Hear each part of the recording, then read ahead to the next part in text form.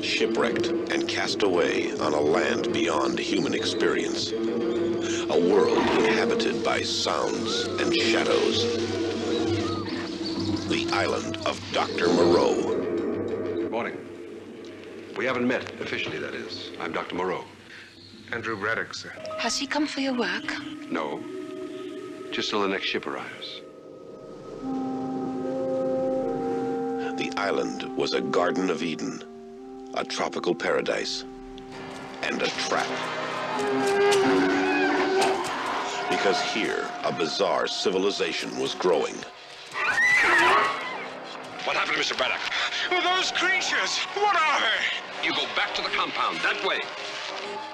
What were they? What were they? This is human. This is man. Understandably, they fear this place. The pain they've suffered. And when they revert, they bring back into their brute lives the memory of that experience. Their human legacy. You will explore that in the battlefield and bring back the knowledge. The ultimate knowledge. No! You see, it's happening already. No! No! No! You are an animal.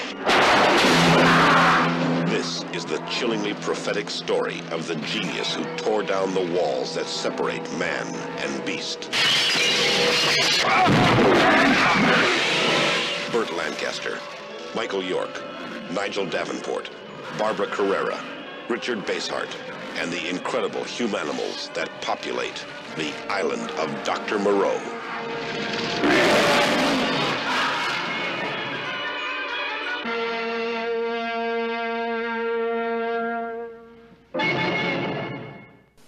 Welcome to the latest episode of the B Movie Club. I'm your host, Kevin. This week we'll be discussing the 1977 science fiction horror classic, The Island of Dr. Moreau, starring Burt Lancaster and Michael York, and a bunch of crazy mutants. It's an all-star cast. For those of you joining us for the first time, each week on the B Movie Club, I discuss certain guilty pleasures and forgotten classics of the past. You can go ahead and go to our page on Facebook, Original B Movie Club, and give us the big thumbs up. You can also go to our page on YouTube at KD9575 and hit the subscribe button. It's totally free. And don't forget to follow me on Twitter at the B Movie Club. You do that, you get all the latest updates, you get emails telling you when I posted a new video, interesting links and news about crazy B movies coming out. I mean, the list goes on and on. It's priceless. It's priceless. And don't forget to spread the word, won't you? The more, the merrier. The Island of Dr. Moreau. This movie seems to take place in the late 1800s, where Andrew Braddock, who is the engineer on a sailing vessel of some sort, there's some kind of shipwreck situation where he's cast adrift on a dinghy, a little boat, rescue boat, a little rowboat, I don't know what it is. He washes ashore on this island, and he's taken aback. There's strange things going on in the jungle. He washed on shore with a buddy who swiftly disappears and is killed by a strange creature in the woods. He is rescued and taken back to this plantation-type place, this mansion, deep within the jungle, where he meets a few interesting characters. He meets this famous doctor, Dr. Moreau, the scientist, along with a few other of his compatriots. And he also sees like some strangely animalistic servants sweeping around and grunting at each other. It's very, as you might imagine, it's disturbing.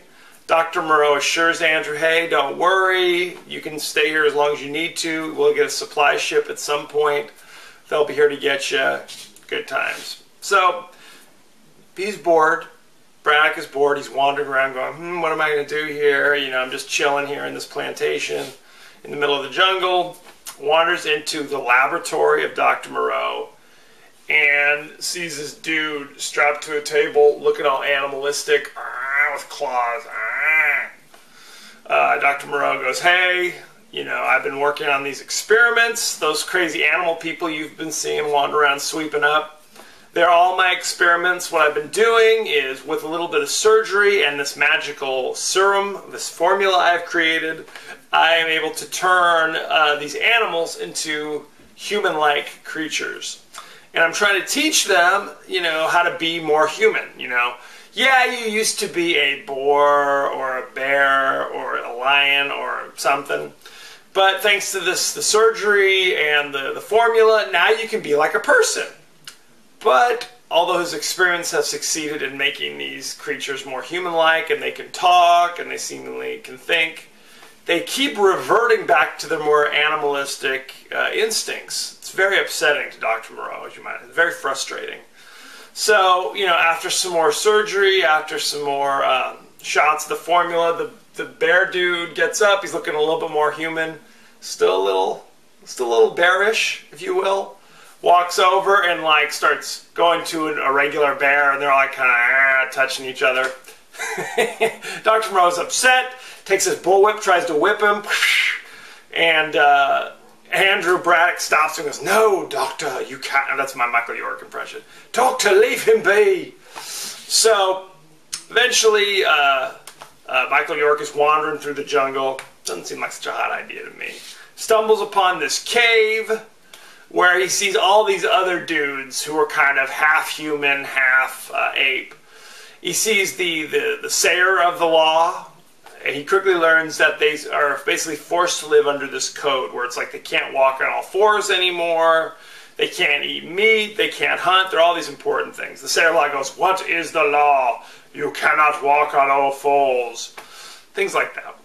And if they break the rules, they have to go back to what they call the House of Pain. The House of Pain is the laboratory where Dr. Moreau does his freakish experiments. Evidently, he doesn't use a lot of Novocaine or whatever the case may be, propofol. I don't know. There isn't a lot of anesthetic being used, okay? Epidurals. They're just in there and not too happy about it. So just the threat of going back and undergoing more experimentation is often enough to keep the animals in line, essentially. And they treat Burt Lancaster, Dr. Moreau, as if he's kind of like their own personal god. He's the creator, things like that. Meanwhile, around the plantation, Andrew has been noticing this foxy chick hanging out there, kind of giving him the big eye. They kind of strike up a romance as well. There's romancing going on. You and me would have been like, hey, there's a lot of other animal people roaming around. Maybe the attractive lady who's here for no reason also might be an experiment. But then again, he's just a dude. He's like, hey, I'm on an island surrounded by dudes. There's one chick. I'm not going to ask too many questions. I guess that may be the root of the issue right there after all. Things start to go downhill for Dr. Moreau. I don't want to spoil everything. Don't want to give it all away.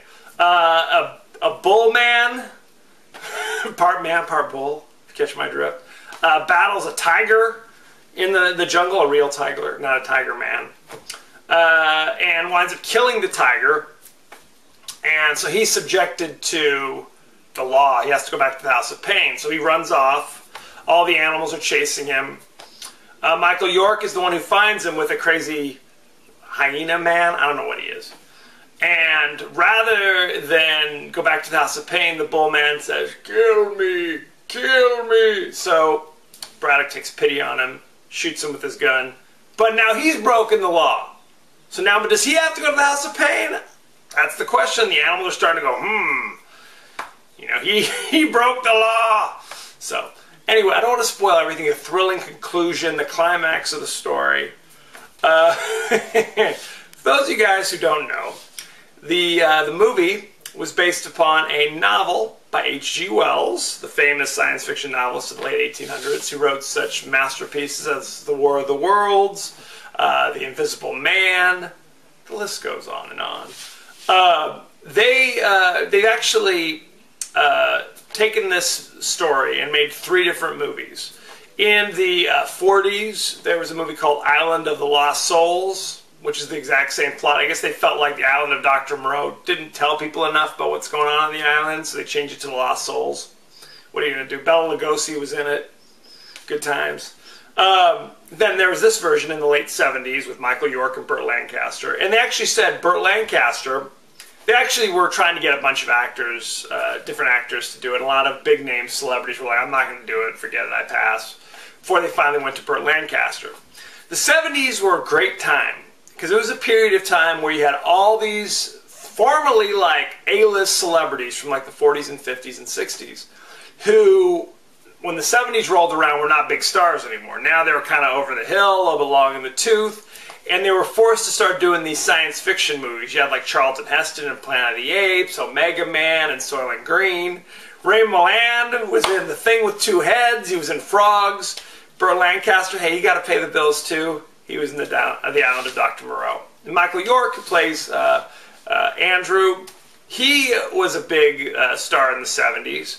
He was in Logan's Run, another science fiction classic. He was in like The Three Musketeers, some things like that. More recently, he was in the Austin Powers movies. That's Basil Exposition. So there you go, it's an all-star cast. So they felt that Burt Lancaster's performance as Moreau was the one most like the character in the book. Now in the book, Dr. Moreau is this Nobel Prize-winning scientist who is drummed out of society because of his twisted experiments with vivisection. So essentially, in the book, he creates these creatures by strictly surgery. Vivisection is when they essentially operate these horrible deeds upon the still-living subjects, they're animals. So that was what he did. In this movie, they're like, well, we can do that, but we're going to have it be this mystical formula he came up with.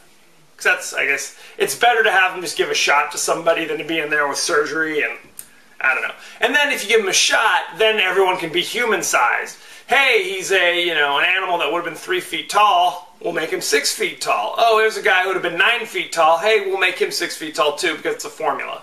Whereas if you're just using surgery, then you have a lot of dudes who are like walking around little and some dudes who are huge. And what are you going to do? It's hard work. It's hard work what they're doing out there. And then they made another version of this movie in the late 90s, mid to late 90s, starring Marlon Brando and Val Kilmer, which is evidently an epic train wreck, which means I may discuss it on the show at some point. It's a classic. It's a classic.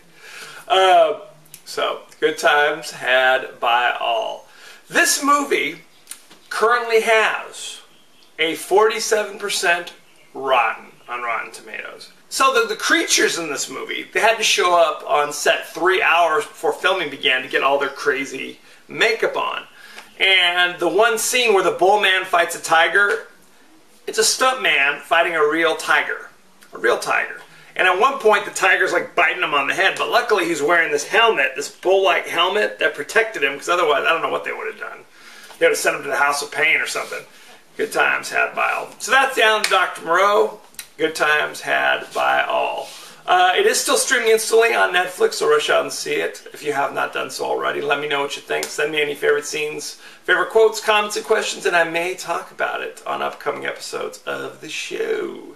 Next week, I'm moving away from whatever this is, the science fiction horror genre, to the 90s comedy epic Swingers, the movie that really introduced the world to Vince Vaughn and Jon Favreau, among others. It's an all-star cast. It is also streaming instantly on Netflix, so rush out and see it and let me know what you think.